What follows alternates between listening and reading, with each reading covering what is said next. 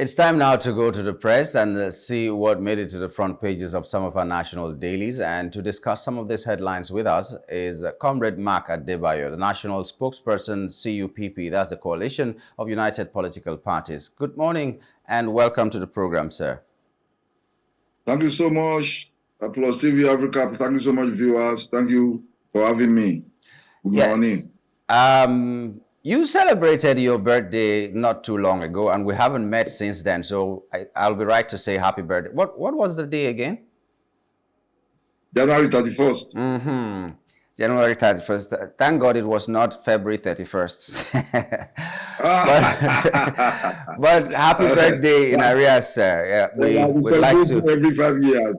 Yes. Thank you so much. Thank you. I really appreciate it. We thank God that a day like that came, because if it hadn't come, we wouldn't have somebody so reliable to always talk with us on the breakfast and help us make sense of some of these messages. So we'll always pray for you, for your strength, for guidance from God, for protection from God, and divine providence on your life. Amen. In Jesus' mighty name. Thank you so much. I really appreciate. Pastor Nyamgul. Yes, I sound like a pastor now, but you know, that is the thing. We pray to God for your well-being. So we'll begin this morning with the Punch newspaper, and the Punch newspaper leads with 54 trillion naira budget. Experts divided over raise. Federal government adds 4.5 trillion naira Agric infrastructure funds. I'd like your take. From 49 point something trillion, now it is 54 trillion and above. So what's your take on the increment to this budget and whatever the sectors were that made the federal government to raise the budget? Oh, well, thank you so much. On the face value, one would have assumed that when you see that on agriculture and infrastructure, a whopping 4.5 trillion naira has been added to the budget, you will want to say, oh, kudos to the federal government. But my concern is that you will see that the government is highly short-sighted. Why didn't they do their homework very well? Why preparing the 2025 budget and how to have put all these ones into consideration rather than we're in February, and then you now suddenly woke up and said, oh, it's like we forgot something. We forgot something that we didn't do. Now let us put additional trillions for agriculture and infrastructure. So what were they thinking when they were planning the 2025 budget? It did seem that they didn't put all the gamut of socio-economic consideration into planning the budget.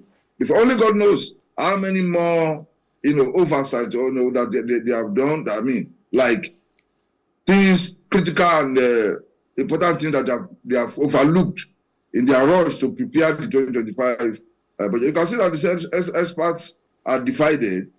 Some are seeing it as a mere afterthought. Some are seeing it as probably as a necessary evil or something. But my only take is that even if it's, which we know that will be approved by the Senate, we have a rubber stamp study that will approve anything that the president takes to the Senate. What is more important now, what is most important now about this is that the money is used for the purpose for which it is meant. That the money is used for the purpose for which it is meant. That is the biggest concern now. And this is where the opposition political parties and civil society organizations come to play, where we, as our responsibility, we need to monitor how these funds are managed. We have to monitor and observe how these funds are administered. That is very crucial and critical, so that it doesn't end up in private pockets that we are bound to nothing for the use of Nigeria and Nigerians. That's my biggest concern. But I do not understand. I do not understand because they say there's a raise by 4.5 trillion, or Agric will now have 4.5 trillion, which means this supplementary budget, so to speak, or the afterthought budget, had a raise to cover some things that were needed in agriculture. And now Ministry of Agriculture is different from Ministry of Livestock, which is a waste as far as I'm concerned. So will the Ministry of Agriculture share this money with Ministry of Livestock? I'm wondering because even in the previous one that was presented to the National Assembly, there was a complaint that the Ministry of Livestock, which is a new ministry, does not even have the infrastructure to survive as a ministry. They are still squatting, as it were, in the SGF's office. So why were they not captured? Why is the Ministry of Agriculture now having this? So when they say agriculture, what does it cover? I do not understand that anyway. But they are talking about infrastructure, which means building more roads and doing other things that I don't know whether we need at this time, because the roads that we have are not being maintained. Nothing is talked about FEMA. Maybe this covered FEMA as well. But I do not understand whether Ministry of Agriculture will now share this money with Ministry of Livestock, because it doesn't seem to capture it that much. It has been established for a long time ago that Nigerian leaders or rulers, as the case may be, they always think in reverse psychology. They always think in reverse gear. They are good at planning to rig and win elections, but when it comes to governance, when it comes to administration, they always score below average. That is what you are seeing now. You suddenly brought in a Ministry of Livestock and the rest of that, just because you want to please probably a certain segment of the country or some powerful forces. But a ministry that has no office, has no operational vehicles, so they don't have plans. They lack the capacity to have a robust plan on how to govern the country, or how to manage the country, or how to manage the economy and huge human and natural resources. So they just do things haphazardly. They don't really think that. You see, leadership is about a deep thought process that we now produce the kind of results that will benefit and help a society. That is the kind of capacity that Nigeria really lacks. And that's why they behave the way they behave. Suddenly you wake up. I mean, how many months they have Ministry of Economic Planning, they have so-called economic experts and the rest of that, agricultural experts, educational experts, but still, they were unable to capture all these while planning the budget. Suddenly somebody woke up somewhere, this is an opportunity to make more money. This is an opportunity to add more money to the budget so that we can have more to do. And then you bring it up and say, we want to add so much amount of money to agriculture, to infrastructure. That's why I said in the face value, one will assume, this is a wonderful initiative. Well, no. May God spare our lives. If you return here 1 year after, you will see, we will begin to interrogate what they did with 4.5 trillion naira. And you will see that I'll be surprised. As a matter of fact, I'll be pleasantly disappointed if they make good use of this money. I'll be pleasantly surprised. I'll be pleasantly shocked if they make good use of this 4.5 trillion naira they are adding. Let's hope that they disappoint you. Let's hope that they disappoint you.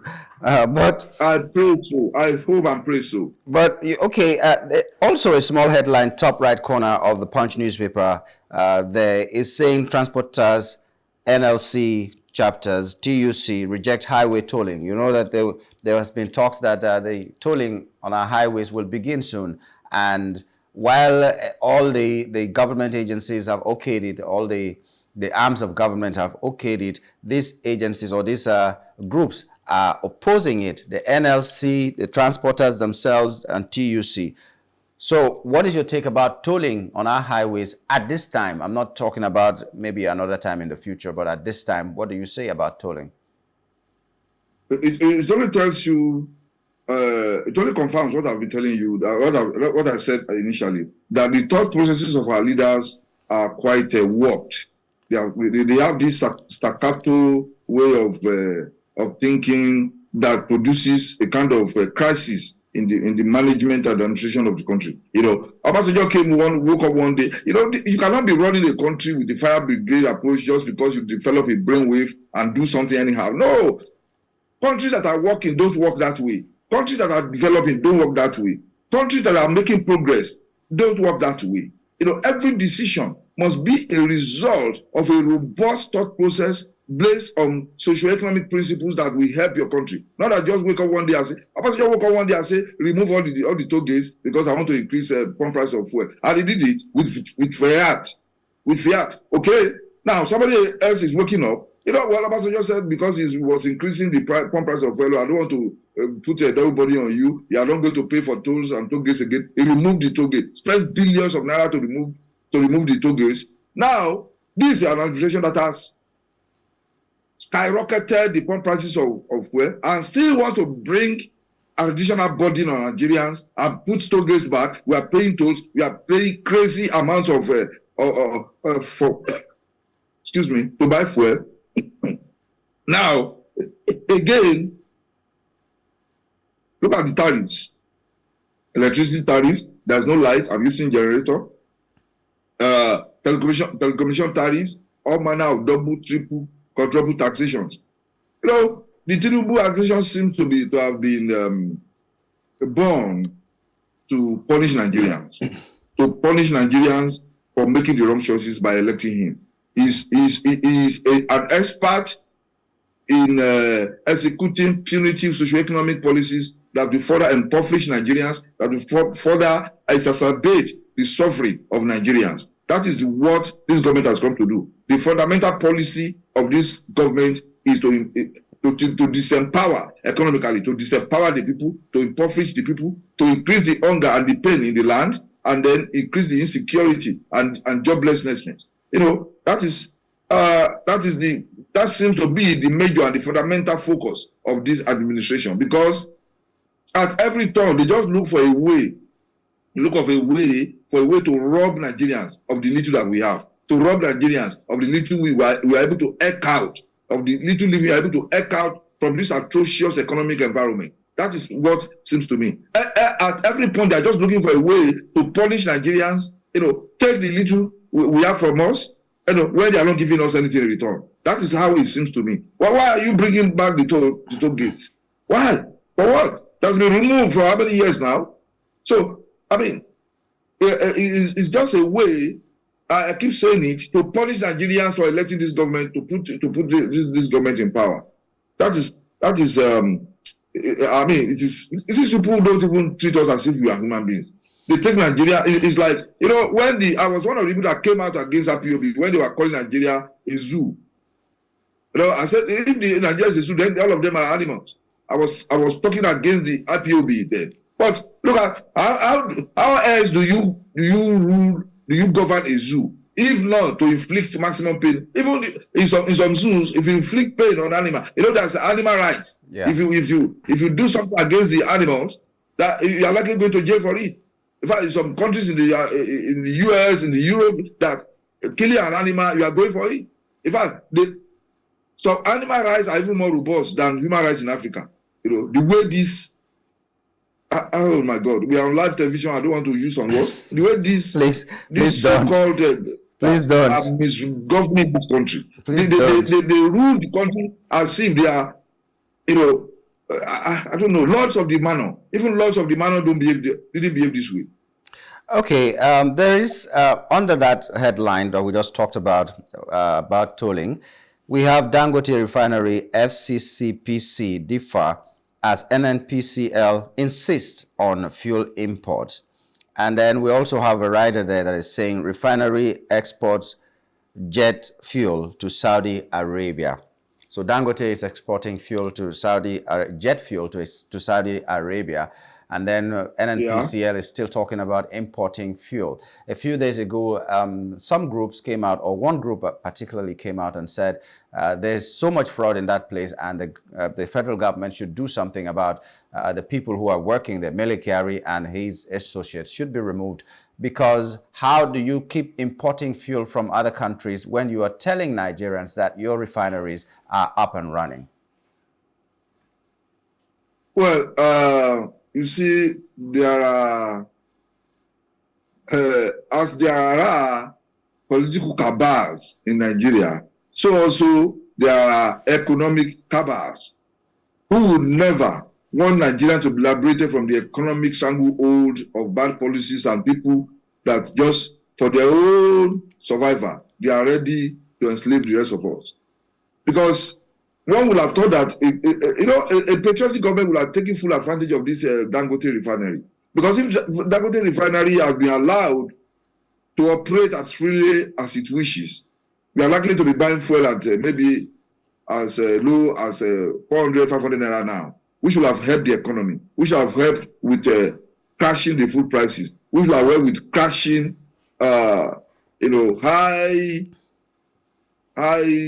prices of commodities. Unfortunately, it does seem to me that the government that is supposed to encourage Dangote is fighting Dangote. From all indications, what we can see, and this is very bad for the country, very bad for the economy. It's counterproductive and absolutely reprehensible. That's what we see. So, if Dangote is exporting a whopping 130 million liters of aviation fuel to Saudi Arabia, one would have expected that to help our economy in a way. If the aviation industry in Nigeria now collaborates with Dangote refinery to buy locally, to source locally aviation fuel, maybe it will help in reducing airfares from Lagos to Abuja, from let's say average of 200,000 naira to probably lower than the 100,000 naira. But a lot of things, a lot of opaqueness surrounds the oil industry in Nigeria. The NNPCL, the more you look, the less you see, and that's why people have clamored for leadership change in that corporation for such a long time. But the government under Buhari, the government under Tinubu, don't seem to really care about whatever is happening in that place. Looks like they are working together in collaboration to collectively defraud Nigeria and Nigeria. And that is why there's a lot of opaqueness around that place. Today they will say, oh, Port Harcourt refinery has killed out, is producing this, that. Tomorrow they will say, no, it is one aspect of it that is producing. We will start this, we will start that. A lot of opaqueness, a lot of falsehood, a lot of lies. We cannot be running a government with lies and expect progress in the country. And that is why nothing is working around the country. Nothing. All they are telling you, they will just be promising and promising, promising and nothing is working yet. Show me what is working this way. Where is anything working? Where is anything working? Is it in education? It is quite unfortunate that look at what happened in Savara. Look at what happened in Savara on Tuesday. We have 17 pupils who are just wasted like that in fire because of lack of organization, because of lack of proper supervision of the Almajiri system in the north. By the way, who should be in charge of the safety in schools generally? Because the federal government, yes, president is calling for safety in schools and asking people to be safety conscious and urging schools to put in place things that will make the schools safe. Who is supposed to be in charge of that? Is it the schools themselves or the system which is put in place by the nation or federal government or the states? Who should be in charge of school security, school safety and everything? It's supposed to be the government. It is funny, peculiar, when you hear a presidency that is supposed to execute the safety and security of our lives and property, including our children, is now calling. You are not supposed to call for safety. You are supposed to execute safety protocol for our schools, for our pupils, for our children, for our students across board, from primary to tertiary level. How many schools are safe in the north now? Look at the Almajiri system. The northern governors are not thinking at all. They are not forward looking at all. Well, these are the same people that are able to allocate 2.5 billion naira for mass wedding in a zone, in a place where they have more than 80% of out of school children.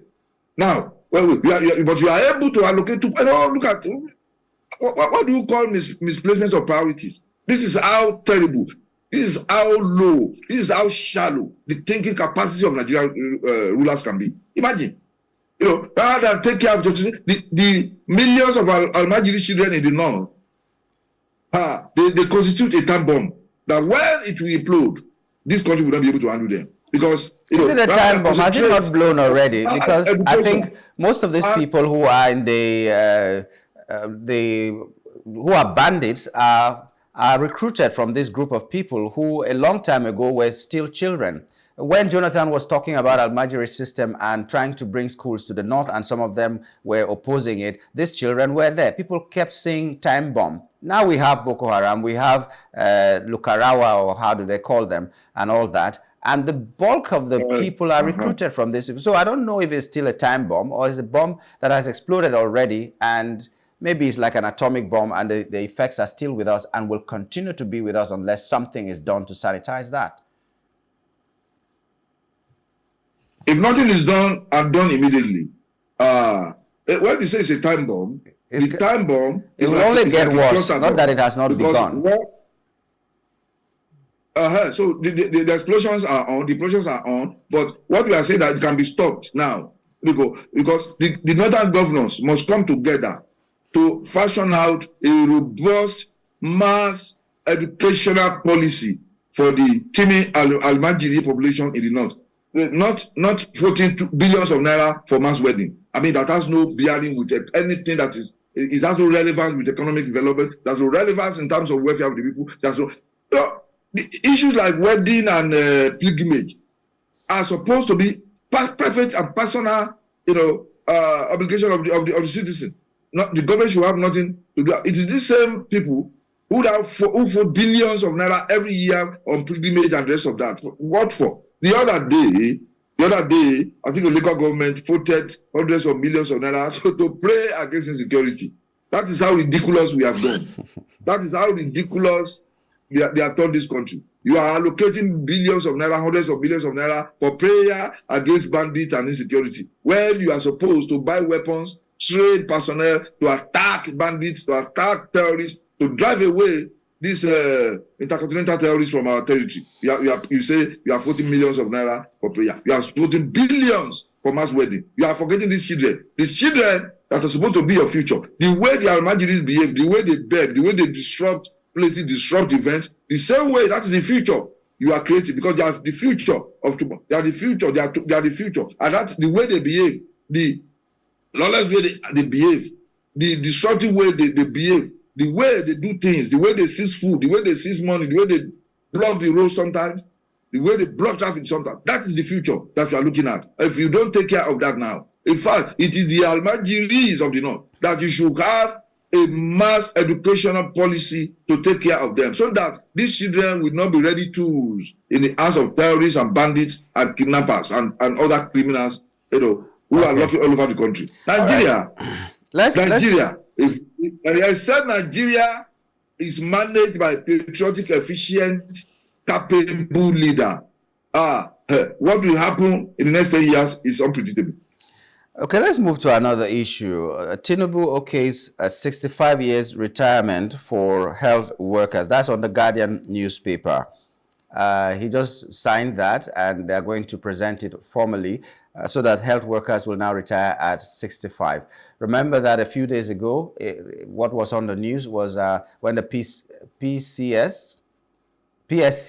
was saying that they don't have the right to tell the Inspector General of Police to resign or to leave office at above 60 years. Why am I stuttering? Now, that was because they asked every officer that was up to 60 years to retire. So the retirement age for police is 60, maybe for teachers 60, every other person 60, health workers and judicial workers above 60 years. So I was just asking the question this morning, what is the rationale behind telling some sector of the economy or the workforce to retire at a later date than others? What's the rationale behind? I don't know if you understand why this should be. I'd like you to share that with us. Well, it shouldn't be. I know it shouldn't be, because in some professions, you don't even retire. I mean, if at 65, for the medical sector, I know that we need the experience. Two issues: we need the experience of the more experienced doctors or medical health workers to remain, so training the upcoming ones. Number two is this Japa syndrome, we are losing doctors. We are in droves. We are losing doctors. So you cannot say people should remain as retire at 60. How many of us, how many of Nigerians in their private capacity retire at 60? I think, but it should cut across board. 65, leave it at that for everybody. So people are in government in other areas. So because the president is how old now? The president is knocking on the door of 80 years of age. He's not thinking of retiring from politics yet. So 65, okay, but it shouldn't, especially for medical work. I think they did that for judicial workers some years back. So you can't be doing it like that, pick and choose. Do it across board. Let it be that everybody retires at 65 because we need the experience, we need their capacity, we need the for the country to run smoothly, for all the departments, parastatals, ministries to run smoothly, and for all those specialized areas like the medical doctors and the rest of that. So we need their experience. 65 is okay. People are still agile at 65. We are Africans. People are still agile. In fact, look at other even advanced countries. They don't just retire like that. I think 65 is okay. But it shouldn't be that you now pick some areas and then say others should retire at 60, others. It creates a kind of confusion. Leave it at 65 across board. Let people work. Let people work for their country until when they are still good, they are still healthy. I believe people are still healthy at 65. They may not be able to do other things, but at 65 they are still healthy. The brain is still functioning very well. But don't say one ministry or one area or one profession. No, let's cut across board so that everybody will be on level playing field. I think that's the way to go. Okay, on the Daily Trust, there's a headline. We've already discussed something about it. Tinubu raises 2025 budget to 54.2 trillion naira. But I'd like us to also tie that to what we see in the Tribune, Nigerian Tribune, which says government officials paid 100% for same hospital project 5 times without construction. That's according to ICPC boss. He also says another listed wife, son, in-law on payroll. I'm sure without them even ever appearing to do any job, but just collecting money. So our budget has been increased, and there's a possibility things like this are also reflected there, where you still buy spoons every year, buy pots every year, do all the things that you can use for like 10 years. You keep buying them every year. But this one is worse because they didn't even build a particular thing. There are so many political appointees in the country who draw salary for doing nothing, absolutely nothing. We have seen in this country where 100% of allocated budget money to a particular project is completely looted. So that's why I want to appreciate the efforts of budget for what they are doing now, exposing the kinds of discrepancies and atrocities being committed with our budget, with our money. The budget is a non-governmental organization that specializes in analyzing and breaking down budget and tracing how projects are implemented and how budgets are used for the purposes for which they have been budgeted. So that is why when government allocates a particular amount of money, a particular budget to a particular project, one doesn't feel really elated. You don't feel according because you don't know how it will end up, where the money will end up. We don't know what the use they will put it to. You are not sure they are going to use for the project. That is why you see them budgeting for generator every year. You see a particular ministry budgeting for cars, vehicles every year. Some of us use vehicles, even if it's Tokumbo. You use one vehicle for 5 years and they are still in good condition. But these people will buy new vehicles for their ministries and departments for every year. They are allocating money. So what happened? You will see that when they say they want to buy 100 cars, they will go and buy 2 because the one they bought last year is still functioning, is still new. They will not buy another car. So people are just it has become a criminal enterprise that nobody is willing for it to end. If people can have the boldness, if people can have the temerity, if people can have the confidence to loot money meant for our collective security, meant to fight against terrorism, what other money can they not loot? Is it money for hospitals that they cannot loot? Is it money for construction road that they cannot loot? Is it money for health that they cannot loot? Is it money for education that they will not loot? Or is it money for our welfare and well-being that they cannot loot? They will loot. If people in the humanitarian, a supposedly humanitarian affairs ministry can be so inhumane as to be looting money that has been, allocated to kind of ameliorate the economic terrorism that we are experiencing in this country. If people can go and loot that, what money can they not loot? And that is why when they fold these trillions and crazy amounts of money for projects, you don't expect. Look, we are under our passenger regime. You know how many billions of dollars are allocated to electricity and rest of that? Like the former president Buhari joked, billions of dollars voted for electricity. So where is the power? Where is the power? There's the power. we can't see the light. So if you don't burn fuel, you have to burn fuel to power your one day we'll get there as we keep talking. Well, maybe every once in a while, I'm sure that somebody high up there will listen to us and something is being done about all the things that we cry about. We cannot stop talking. We'll keep talking, whatever it is. We also have to seek God's face as well. We like to pray a lot in Nigeria, but we cannot rule out that fact, because at some point we are just overwhelmed with what kind of things that you see in this country. But we'll keep talking, like I said. But for now, this is where we draw the curtain on this segment. I'd like to thank you, Comrade Mark Adebayo, for coming on the show. Thank you so much for having me. Thank you so much. I really appreciate it. We've been talking with the National Spokesperson, C.U.P.P. That's a coalition of united political parties, Comrade Mark Adebayo. He was helping us make sense to some of these headlines that we found on some of our national dailies. We'll take a short break. When we return, we'll be looking at the rebranding of oil marketers amid pricing war. Stay with us.